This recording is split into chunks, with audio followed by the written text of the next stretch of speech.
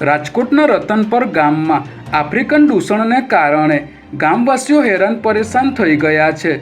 જેમાં વિડીયોમાં દેખાતા આફ્રિકન યુવક અને યુવતી નશાનું સેવન કરીને રાત્રિના 12 વાગ્યાથી સવાર સુધી રસ્તા વચ્ચે જ આવી રીતે કઢંગી હાલતમાં પડી રહ્યા હતા.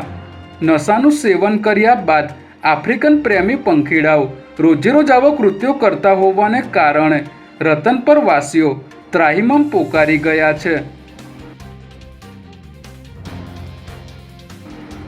ગાંધીનગર કરાઈ પોલીસ એકેડમી ખાતે ગુજરાત પોલીસ દ્વારા પોલીસ ચંદ્રક અલંકરણ સમારોહ યોજાયો હતો. જેમાં મુખ્યમંત્રી ભૂપેન્દ્ર પટેલ, ગૃહ રાજ્યમંત્રી હર્ષ સંઘવી, અધિક મુખ્ય સચિવ એ.કે. દાસ સહિત સિનિયર પોલીસ અધિકારીઓ આ કાર્યક્રમમાં હાજર રહ્યા હતા.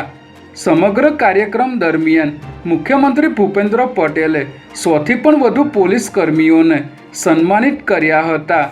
આ સમારોહમાં 500 જેટલા પરિવારજનો પણ હાજર રહ્યા હતા. ત્યારે મુખ્યમંત્રી ભૂપેન્દ્ર પટેલે પદક જીતનાર તમામ 118 પોલીસ કર્મી અને તેમના પરિવારને અભિનંદન આપ્યા હતા.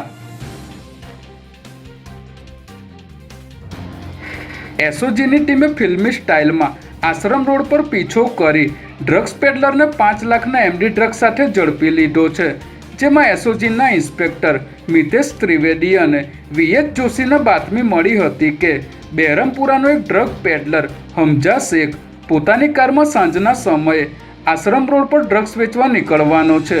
જેના આધારે પોલીસે આશ્રમ રોડ આઈસીઆઈસીઆઈ બેંક પાસે વોચ ગોઠવી હતી અને આરોપીને રોકવાનો પ્રયાસ કરતા આરોપીએ ગાડી થોભાવવાના બદલે પોલીસની બાઇકને ટક્કર મારી હતી. પરંતુ પોલીસે તેને ઝડપી લઈ 5.81 લાખની કિંમતનું 28 ગ્રામ એમડી ડ્રગ્સ કબજે કર્યું હતું.